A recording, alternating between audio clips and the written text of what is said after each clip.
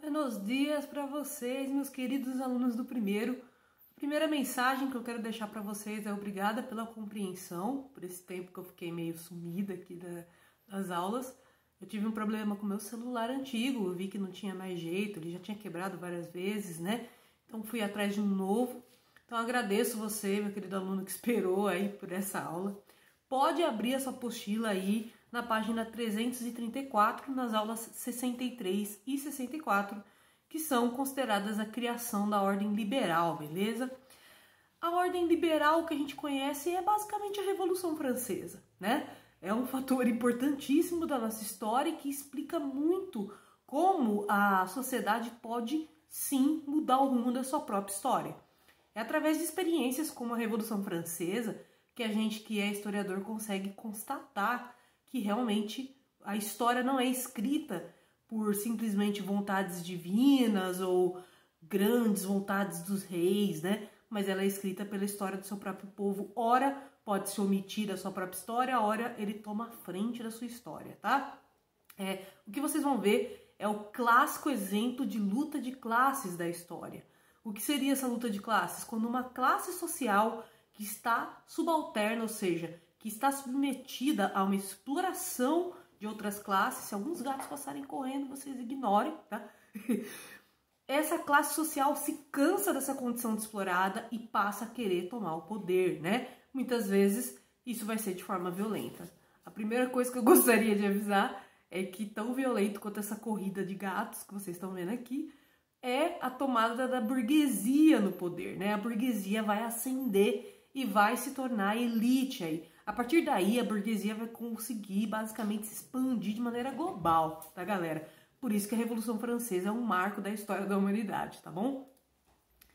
Porém, vamos falar um pouquinho de como era a vida da burguesia antes dela subverter a ordem, né? Antes dela simplesmente ascender ao poder, tá? Ai, gente, eu não aguento esses gatos, cara.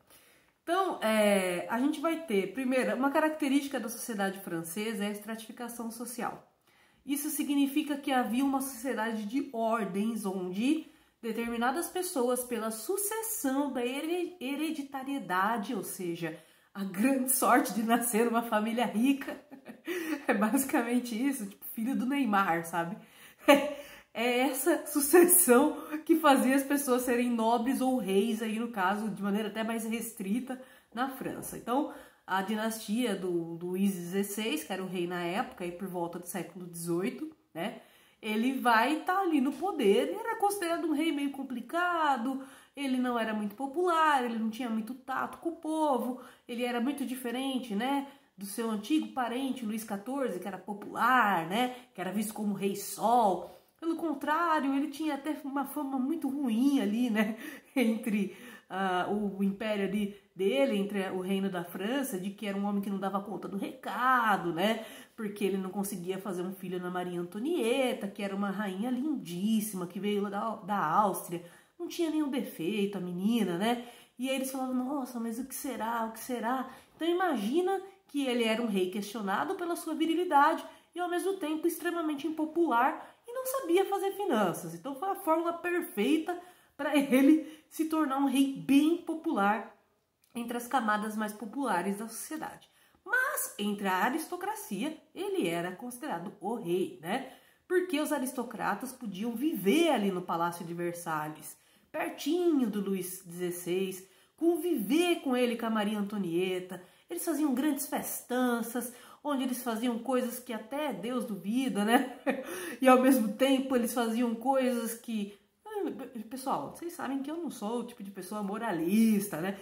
Mas eu tô querendo dizer assim, enquanto a França estava padecendo numa crise violenta, e eu vou explicar por que era uma crise violenta, o rei estava se preocupando em fazer grandes festanças, né? Em Versalhes, para ele, para a nobreza, né?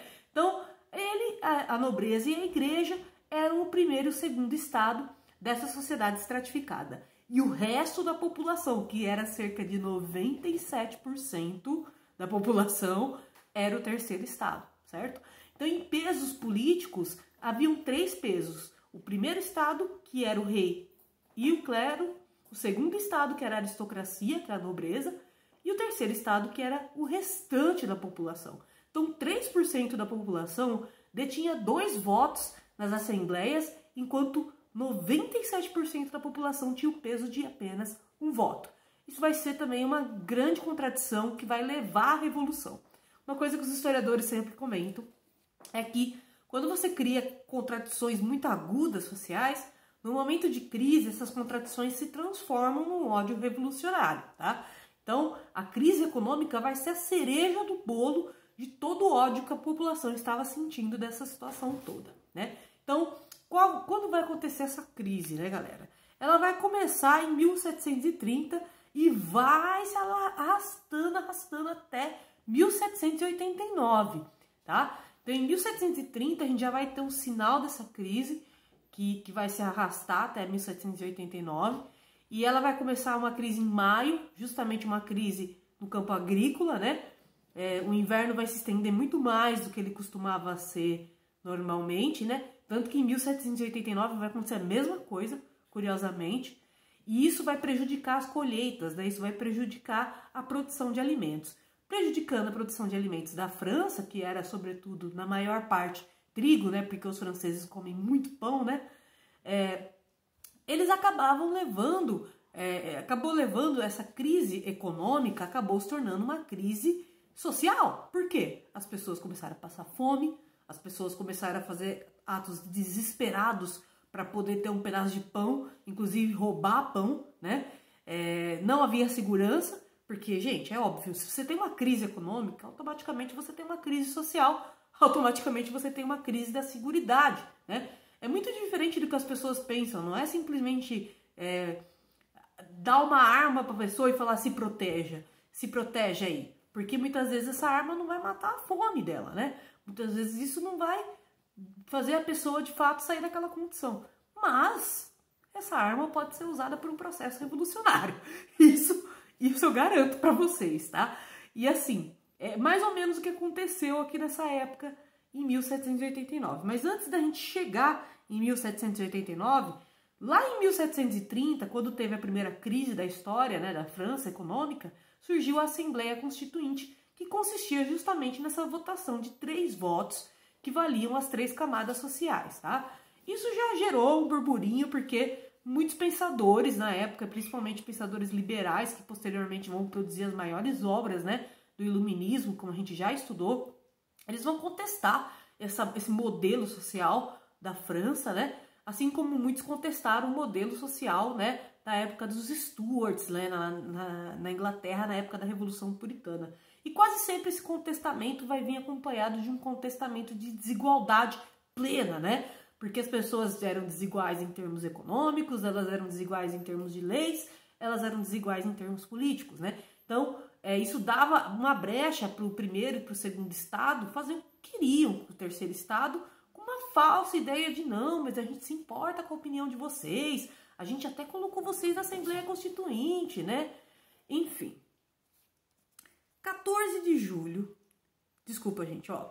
Em maio de 1789, após haver outra crise da colheita, outro momento tenso de um inverno muito estendido aí, tudo mal planejado, um estado que não sabia se planejar para qualquer tipo de catástrofe natural, parece o estado brasileiro, não sei, né? Mas o que eu falo assim, gente, por exemplo, se eu pegar o modelo do estado dos astecas, por exemplo, né? Os astecas se preveniam de crises, assim, de questões ambientais. Então, um belo dia chove, uma chuva muito forte, que nem choveu hoje, e destrói a colheita, né? E aí, o que você faz? Você vai deixar a população passar fome? Não, os caras pegavam e estocavam comida lá nos zigurates, que eram aquelas pirâmides, né? Astecas. Isso fazia com que a população, em momentos de crise, né? Ou um momento que alguma colheita fosse prejudicada por um tipo de praga, né? De peste, ela não passasse fome, ela tivesse uma garantia que o Estado estava ali para justamente fornecer uma forma de alimento, né? Uma forma de pão de cada dia, tá? Isso é uma forma do Estado proteger a população. Então, como vocês podem muito bem ver, essa aula de Revolução Francesa é uma aula que a gente discute bastante política, né? É uma pena que a gente não está pessoalmente. Mas assim, resumidamente, o Estado vai lá, cria a Assembleia Constituinte em 1830, em 1730, Em 1789, a gente em maio vai ter outra grande crise econômica e o Estado não vai proteger as pessoas dessa crise, vai deixar elas perecendo, né, na crise, passando fome, né, ficando miserável. Isso vai ocasionar uma grande crise social aguda que vai levar à revolução, né? Tanto é que quem foi à frente dessa revolução? As pessoas que mais sofreram com essa crise, que, pasmem, não é nada surpreendente, mulheres, né? Porque as mulheres cuidavam de crianças, elas que eram responsáveis, de maneira geral, por o pãozinho ali de cada dia das crianças, e as mulheres começaram a ver seus filhos definhando de fome, né? Passando fome, enfraquecendo, morrendo, porque quando você não se alimenta direito, você pega uma doença qualquer, aí você simplesmente morre. Numa época que o saneamento básico era uma coisa que nem existia, né? Então, para você morrer por complicações, uma coisa levando a outra, né? Falta de nutrição junto com doença, né? Forma aquele megazord da desgraceira social. E aí, basicamente, as pessoas estavam perecendo. As mulheres eram as pessoas que mais viam isso com os próprios olhos. E elas que vão, de maneira geral, engrossar o caldo aí do 14 de julho de 1789, porque a partir de agora tudo vai acontecer muito rápido na França, né? Demorou, tipo, praticamente aí 40 anos pra gente chegar nesse estágio revolucionário, 40 não, né? 50 anos praticamente, e a gente chegou no estágio revolucionário aí, e aí a partir desse momento, gente, vai acontecer tudo muito rápido. Então, 14 de julho de 1789, essas mulheres e homens também, e eu falo que mulheres primeiro porque elas eram imensa maioria, de 10 revolucionários, 8 eram mulheres, no caso da Revolução Francesa. Elas vão engrossar esse caldo aí da Revolução, vão invadir a Bastilha, que era o local onde o rei usava a Bastilha como prisão política para prender pessoas que ele considerava inimigos do rei, né? Ó, inimigos do rei não necessariamente são inimigos do povo. Qualquer um que questionasse o rei era preso na Bastilha, fora as leis ali, tipo, se fosse pego roubando, era preso na Bastilha, né? Só que a gente chegou num nível, aqui no caso da Revolução Francesa, e principalmente da produção de conhecimento iluminista, né? Uma coisa se misturando com a outra, que a população já não... Ela já olhava o cara que tinha sido preso por roubar um pão como um coitado, como uma vítima. Porque se esse cara precisou roubar um pão, é porque o Estado não estava garantindo mais um mínimo para aquela pessoa. Ele não estava garantindo emprego, ele não estava garantindo uma cesta básica, nada, né, para essa pessoa. Então, uma das primeiras ações que os revolucionários fizeram, que é bem interessante da Revolução Francesa, foi liberar os presos da Bastilha, como um afronte ao Luís XVI, como uma maneira de dizer, olha, a gente não está nem aí para a sua lei, porque a sua lei não contempla a população, né? A segunda medida foi pegar as armas, porque na Bastilha também havia as armas do exército do rei, da Guarda Nacional Francesa. Então, nisso que a galera sai armada de lá com canhão, com escopeta, os caras já vão direto pro Palácio de Versalhes com o único objetivo de assassinar a família real e tomar o poder, certo?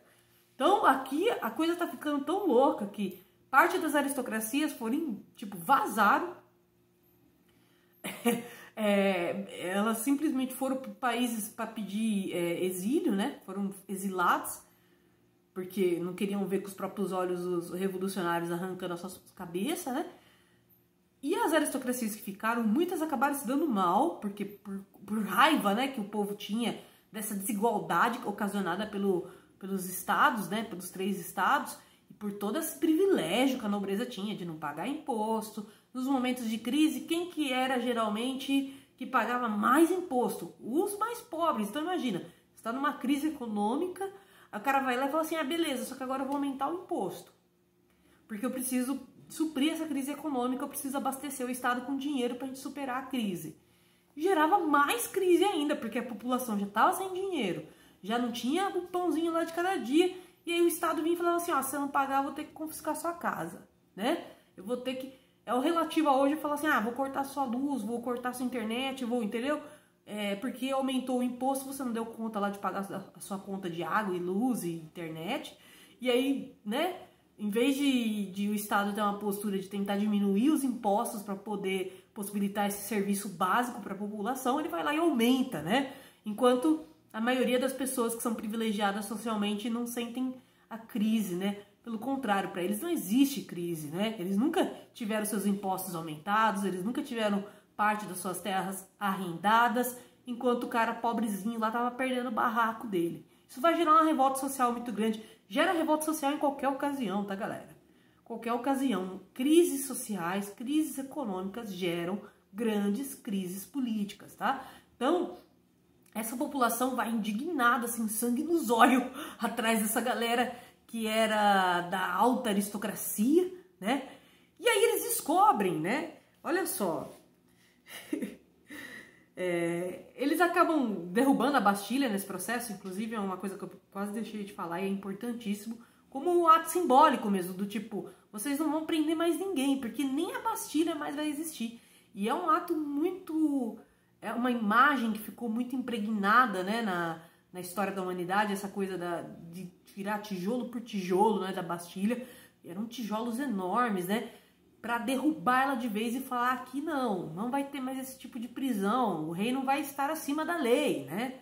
Um dos ideais, inclusive, maiores da Revolução Francesa é a igualdade, né, a igualdade de direito, né. Depois eu vou explicar para vocês qual é a diferença entre igualdade de direito e igualdade econômica, porque isso vai ser o que vai acabar causando conflitos pós-revolução na França, tá? Então, esse momento da revolução, quando ela eclodiu, a gente vai ter em Paris, né, a Declaração dos Direitos dos Homens e dos Cidadãos, que é um documento de leis importantíssimo que garante essa igualdade jurídica para a população.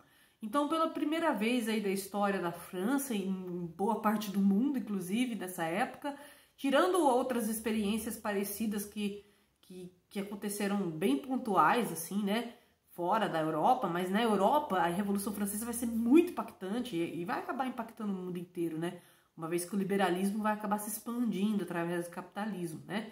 Mas, assim, uma coisa que eu, né, preciso pontuar aqui é que essas leis vieram para colocar a gente sobre igualdade jurídica, mesmo com diferenças de classe. Então, isso significa o quê?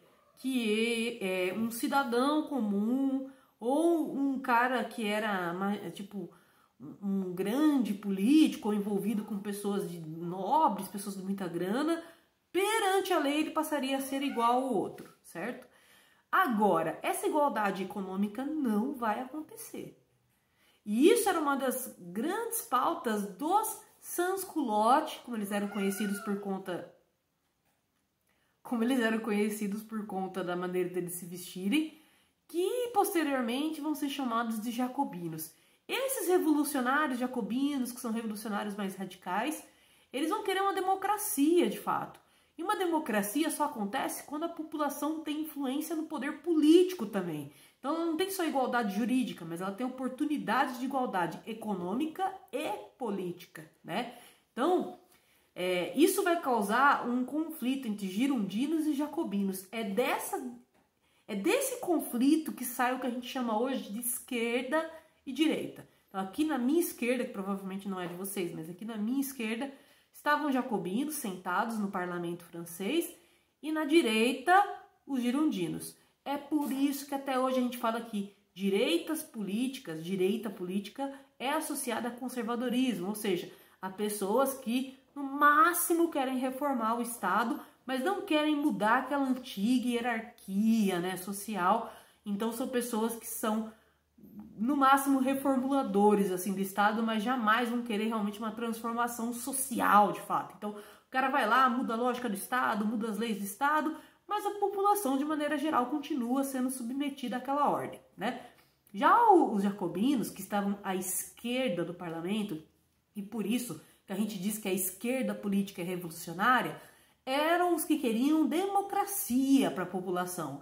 Eles não queriam simplesmente uma reforma no Estado para criar uma lei, para garantir um direito para o cidadão.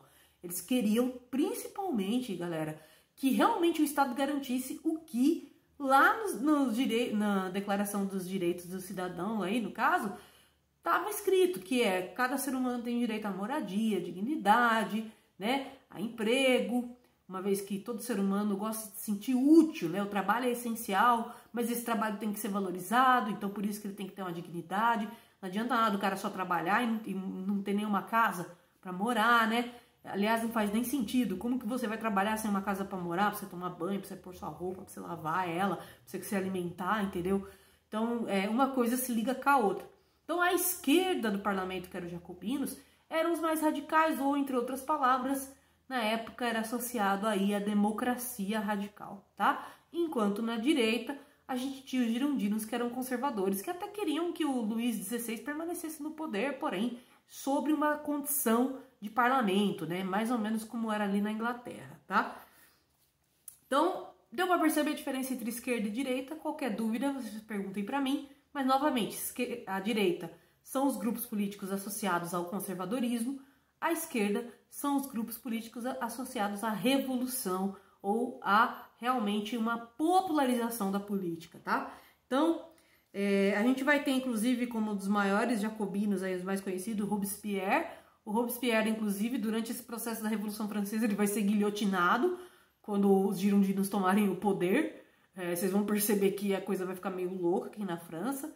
Eles vão fazer essa rotação de poder entre esquerda e direita, só que como os projetos sociais dos girondinos não batiam de frente com os dos jacobinos, eram muito opostos um do outro, acabava que quando os girondinos tomavam o poder, eles tiravam todas as conquistas dos jacobinos. Aí quando os jacobinos tomavam o poder, eles extraviavam essas terras dos girondinos. Então os girondinos iam lá e davam terra para os nobres. Aí os jacobinos tomavam o poder, iam lá, tiravam, faziam a reforma agrária. Então o negócio foi ficando maluco assim depois da Revolução Francesa, tá? Mas antes de falar sobre isso, né, eu preciso comentar também da tentativa de fuga do Luís XVI, que foi bastante patética, tadinho. Dá um pouquinho de dó aqui. E que, inclusive, ele fez uma coisa que deu um efeito colateral terrível pro lado dele, né? Mas um efeito colateral maravilhoso para a França do ponto de vista revolucionário, tá?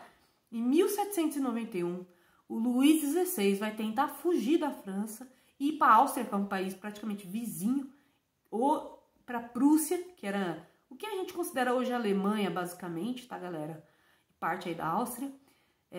E aí ele vai tentar convocar um exército contra-revolucionário, ou seja, ele vai tentar pedir ajuda para as outras dinastias, aristocracias, para eles pegarem seus exércitos e mandarem para a França para ele retomar o poder, para ele voltar para o trono, né?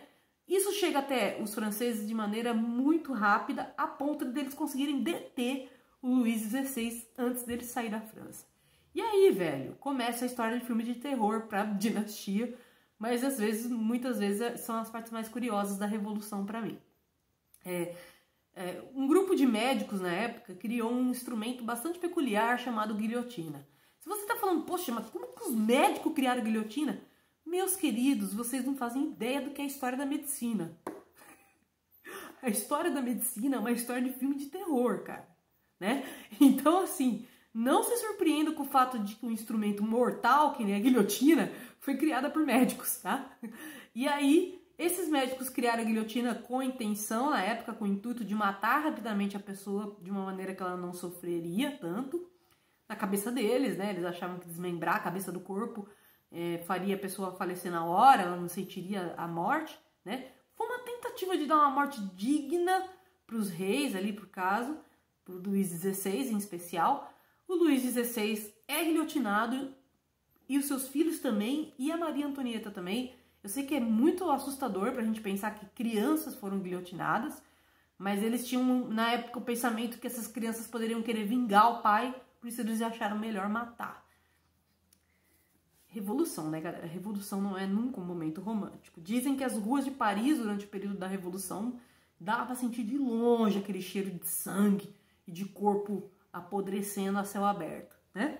Então, dessa maneira, a gente encerra a aula de hoje, tá, galera? Com essa tentativa frustrada do Luís XVI de tentar fugir. E acabou que ele e a Maria Antonieta acabaram sendo guilhotinados. Dizem que a Maria Antonieta sofreu humilhações muito piores por ser mulher e pela sociedade na época ser muito machista, como é até hoje, né, galera? Se a gente tem resquícios do machismo até hoje, bem evidentes, naquela época, então, a gente não precisa nem pensar muito, assim, para conseguir tentar entender como que era mais ou menos o pensamento da galera. Porque, por mais que o reino todo fosse muito mais culpa e consequência do Luís XVI, a Maria Antonieta entrou no balaio ali do ódio, principalmente por ser mulher, né? E uma frase que difamaram ela na época, né? Falaram que ela disse que se a população estava passando fome, que eles comessem brioches, né? Que é um utensílio aí de gente rica, basicamente. E aí, gente, a população ferveu com essa história, porque na época a imprensa, o que a gente chama de jornalismo, ele surgiu aí junto com a Revolução Francesa, tá? Tanto que na próxima aula eu vou falar um pouco sobre isso. O Marat, ele era um jornalista que tinha muito ódio das aristocracias, do rei, né? Só que ele despejava esse ódio, assim, né? Esse veneno todo contra as aristocracias, principalmente na Maria Antonieta, tá? Então dizem os historiadores que essa frase foi uma invenção dele, na real, que ela nunca disse essa frase, né? Só que você acha que ela ia conseguir explicar para a população que ela nunca falou isso? A população morrendo de raiva deles, né? Ainda mais que o intuito deles era fazer uma contra-revolução, né? Fazer todo mundo ali que participou do processo revolucionário ser detido por um exército contra-revolucionário. Isso fez com que a população fizesse um exército popular. É aí que é a virada do jogo, porque se o Luís XVI achou que os exércitos da Áustria e da Prússia, da antiga Prússia, iriam deter a população se organizou num exército popular e deteve o exército contra-revolucionário. Quem era um desses líderes maiores aí do exército? Napoleão Bonaparte, que depois eu vou comentar um pouquinho sobre ele com vocês, beleza? Então é isso, meus queridos, espero que vocês estejam bem. Façam a atividade 1 referente à aula. Um beijo para vocês e até a próxima!